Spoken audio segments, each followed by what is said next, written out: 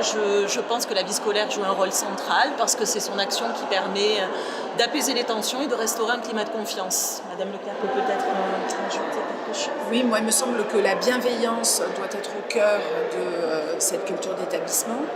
Et la bienveillance, elle est incarnée par la CPE. On a parlé d'exemplarité lors du congrès et je crois vraiment que la vie scolaire a ce rôle-là aussi à jouer. Et puis la vie scolaire, c'est elle qui met en place les outils qui vont servir justement à faire vivre cette culture d'établissement. Et puis la vie scolaire qui mobilise également les élèves dans les instances représentatives qui sont les leurs et qui leur permettent d'être de vrais citoyens de leurs établissements.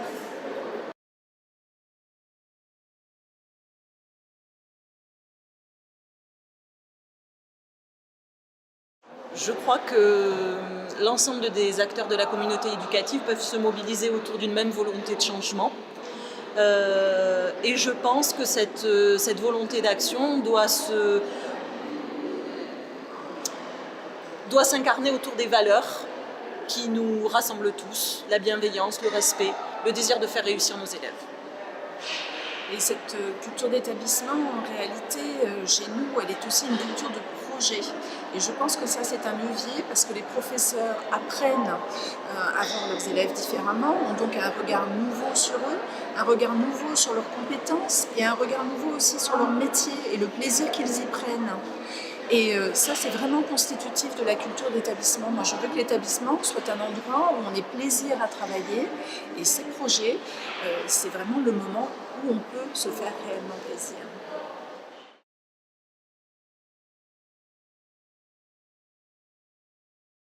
Bien écoutez, je trouve que l'apport intellectuel et théorique a été extrêmement riche et moi ça m'a permis de m'inscrire dans une perspective extrêmement dynamisante par rapport à l'exercice de ma profession. Je vais m'investir encore davantage dans la posture qui a été décrite par Éric Préra hier, qui est celle d'un allié éthique.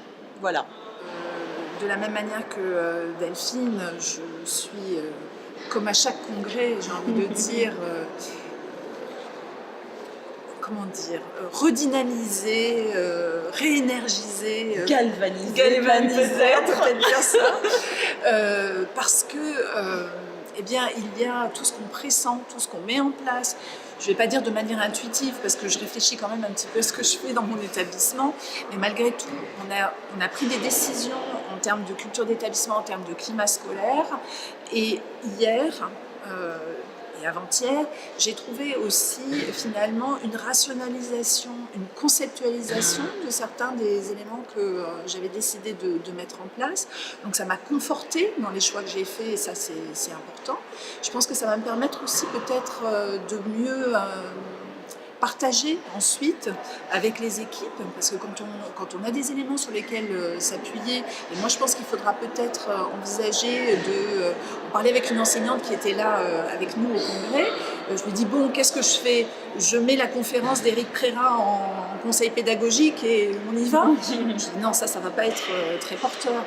Elle me dit non, il faut faire de la classe inversée, il faut nous envoyer la conférence pédagogique et puis la conférence et vous poser quelques questions et en conseil pédagogique on en discute et je pense effectivement qu'on fera ça. Maintenant, moi ce qui m'a intéressé c'est ce que j'ai entendu dire sur l'âme de l'établissement et la culture d'établissement. Je crois que Michel Develay parlait de linéament entre les deux. Je pense que ce qu'il nous reste à faire c'est vraiment à construire cette culture, à continuer à la construire. Et dans la perspective du congrès de l'année prochaine, moi je pense qu'il faut vraiment qu'on se penche sur le projet d'établissement et ce que j'ai entendu pendant le congrès me donne aussi des éléments pour une nouvelle formule de projet d'établissement. Je pense qu'il faut être beaucoup plus light, beaucoup plus percutant.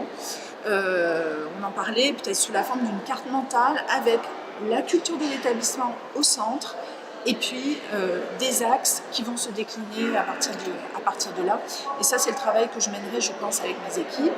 Ce que j'ai entendu ce matin sur le design thinking m'a aussi ouvert des horizons tout à fait intéressants parce que je crois que c'est une façon de faire réfléchir les gens ensemble et c'est vraiment ce dont on a besoin et ça s'inscrit parfaitement dans ce que je souhaite pour le groupe scolaire Majoral.